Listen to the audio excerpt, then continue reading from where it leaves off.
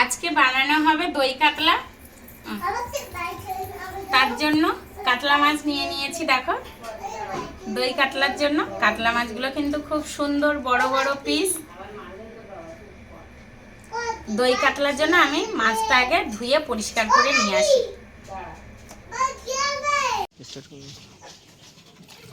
কত সুন্দর শামলা ফুল হয়েছে।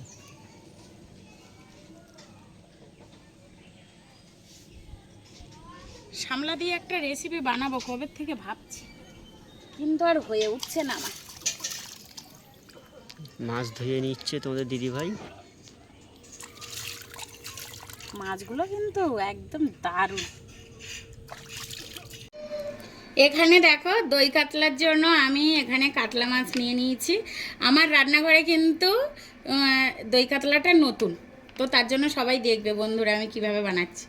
এখানে হচ্ছে কাতলা মাছ নিয়ে নিয়েছি 9 পিস কাতলা মাছ নিয়ে নিয়েছি। এখানে নিয়ে নিয়েছি মৌরি, কাজু বাদাম, পোস্ত, লঙ্কার গুঁড়ো, লবণ, ধনে গুঁড়ো, হলুদ গুঁড়ো, কাঁচা লঙ্কা, গোটা গরম মশলা, আদা রসুন। আর নিয়ে নিয়েছি টক দই।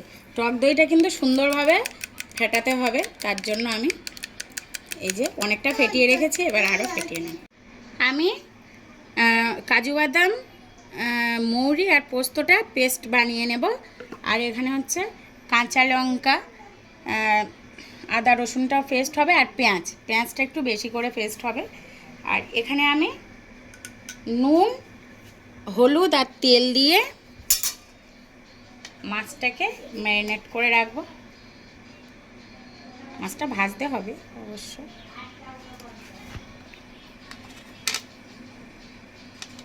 আচ্ছা, পড়ে যাচ্ছে, ছোট জায়গা হয়ে গেছে আমার।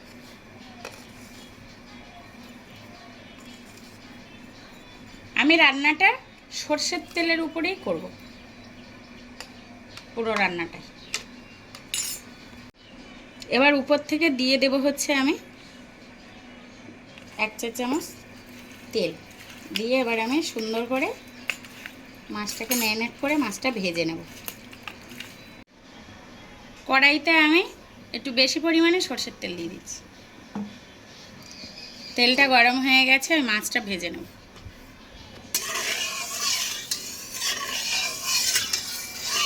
রান্নাটা আমি সর্ষের তেলে করব, যারা সাদা তেল খায় সাদা তেলে করবো, কোনো সমস্যা নেই।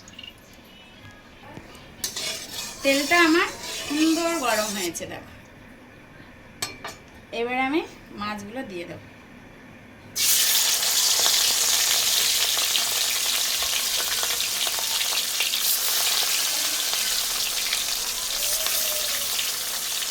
কাতলা মাছ কিন্তু খোলে বড় হয়, এটা আমি আগে জানতাম না,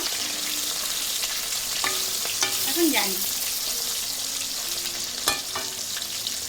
তো মাছগুলো আমি ভেজে নেব। মাছগুলো আমার ভাজা হয়ে গেছে, এবার আমি তুলে নেব।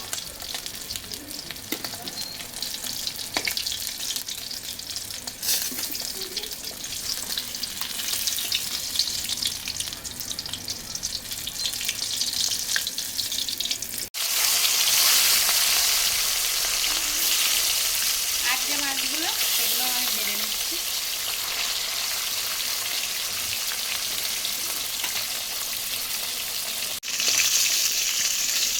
এত স্পেশাল রান্নাবান্না কার জন্য হচ্ছে? তোমার বোন বলে গেছিল তাই? আমার শালির জন্য। আচ্ছা, আমি বললাম বোন বোনে আজকে স্পেশাল রান্না হচ্ছে, আজকের দই কাতলা হচ্ছে। দই কাতলা, মাছের মাথা দিয়ে মুখের ডাল। মাছগুলো কিন্তু সব আমার ভাজা হয়ে গেছে দেখো।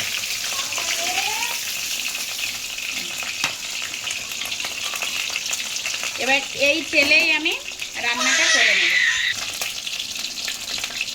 তেলে আমি গোটা গরম মশলা, শুকনো লঙ্কা, তেজপাতা ফোড়ন দিয়ে দিয়েছি। এই বাবা, কি খাচ্ছ ওটা? ওই কাঁচা এলাচ, তাই তো? দিয়ে দেবো হচ্ছে আমি বেটে রাখা পেঁয়াজ। এবার সুন্দর করে পেঁয়াজটাকে আমি কষিয়ে নেব।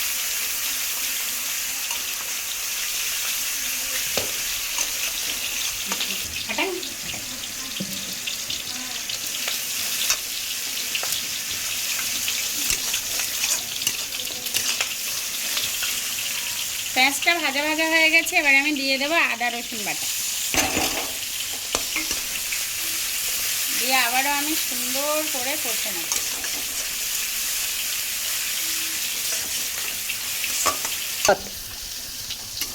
আদা রসুন পেঁয়াজ একসাথে সুন্দর করে আমি করে নিচ্ছি। এইবার আমি দিয়ে দেব যে পেস্টটা করে রেখেছিলাম কাজু বাদাম পোস্ত মৌরি আর কাঁচা লঙ্কা দিয়ে, পেস্টটা দিয়ে দেবো। দিয়ে আবারও আমি সুন্দরভাবে কষিয়ে নেব। এবার দিয়ে দেব হচ্ছে এতে ধনে গুঁড়ো, হলুদ গুঁড়ো, লবণ, লঙ্কার গুঁড়ো, ঝাল লঙ্কার গুঁড়ো অল্প করে দেবো। দিয়ে দেবো হচ্ছে 1 টেবিল চামচ জিরে গুঁড়ো। এবার আরও ভালো করে সবগুলো মিশিয়ে নিতে হবে।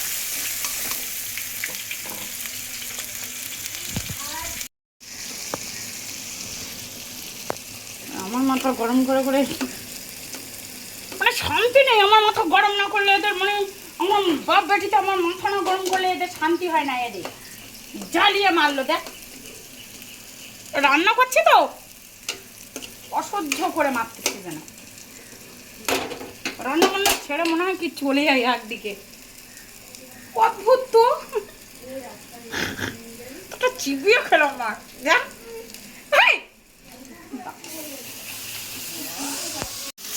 মশলাটা ভালো করে কষা হয়ে গেছে। এবার আমি দিয়ে দেবো যেটা ফেটানো টক দই। এখানে আমি 100 গ্রাম টক দই নিয়েছি। এবারও আমি আরও ভালো করে মশলাটা কষিয়ে নেব।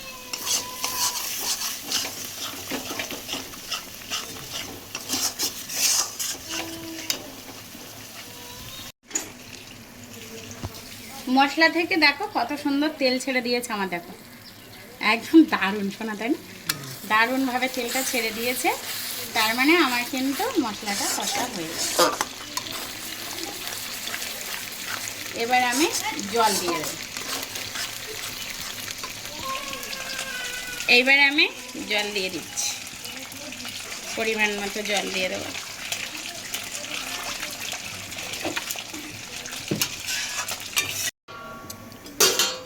ঝোলটা কিন্তু আমার সুন্দরভাবে ফুটে গেছে। এবার আমি একে একে মাছগুলো দিয়ে দেব।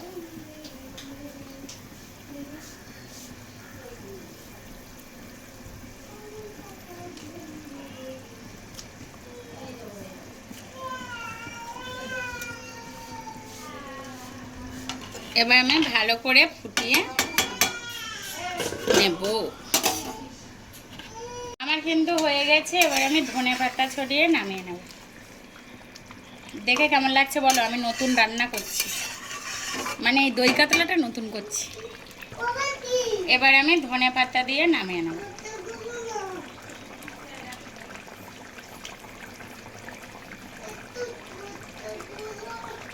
আমার কিন্তু রান্নাটা রেডি। এবার আমি নামিয়ে নিচ্ছি। আমার কিন্তু রেডি একদম বিয়েবাড়ির মতো। কিন্তু বিয়েবাড়িতে আগে মাছগুলো তুলে নিয়ে তার উপরে গ্রেভিটা ছড়িয়ে দেয়, তো আমরা সেরকম করলাম না, বাড়িতে খাবো বলে। এই যে দেখো একদম কিন্তু রেডি।